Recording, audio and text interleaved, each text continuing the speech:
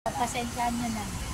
Naka-adjust din tayo sa kanya kahit ang dami yung ano, di ba? Ka na rin papa-stress. Ba't ba papa-stress ka? Umiyak niya. Umiyak ako kanina. Bakit ka maiiyak ka sa kanya? Kami nga ni Jong, tawa lang nagtawa. Kaya ako nga eh. Ako, natatawa na lang ako kay Kuya Jung eh. Ako gusto ko ako naawayin eh. At pilit niyang sumama kay Kwan.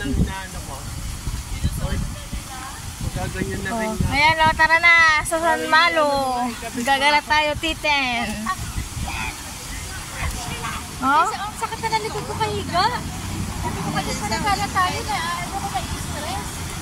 Naistigaan ako sa iyo kay Ellie. Kasi ako kaya ko panidalhin yung mga Kasi nagtanong sa akin sa tanungan. Sabi ko, okay naman. Ako mamura lang kanina. Yun lang Ganda naman. na. Diyos ko, normal lang naman yung kaya may ano, nalaman nyo na nagpropora, diba? Wala, sarado si ate. Mahirap paliwanagan niya si Jong na napapaliwanag. Halina kayo dito. Kaya, tayo magpaka-stress sa kanila. Ayaw ko sila magpaka-stress sa problema nila. Problema nila yun eh. Labas tayo dun. Huwag na tayo madadama. Yun ang inaano ko pinagay.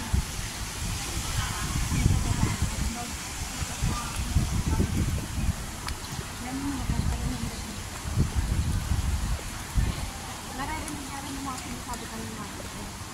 Kasi nga, kanina umaga, magkausap na kami.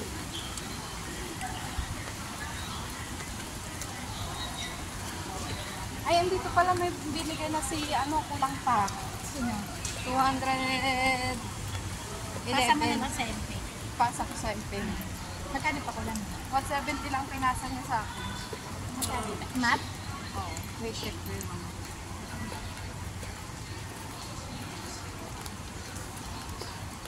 Kasi i-order ko rin naman ng bag din. Ang regalo kay ate sa happy birthday sa inyo. Sabi niya, lipat ka na lang. Sabi niya, nakakainis yung ganyang tao. Sabi kasi wala kaming problema. Nakita mo kami ni Jong? Parang may problema. Nakita mo kami ni Kuya Jong mo pag nag-away sandali.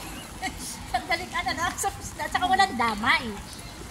Sabi ko nga sa'yo pag may kaibigan ako na tapos sasakan ako sa mga ganyan, sa mga ano, hindi niya aawayin yung kaibigan ko ni Jong. Di ba pag ganun, aawayin ka dito. Sa ako lang aawayin. Hindi pa yun eh.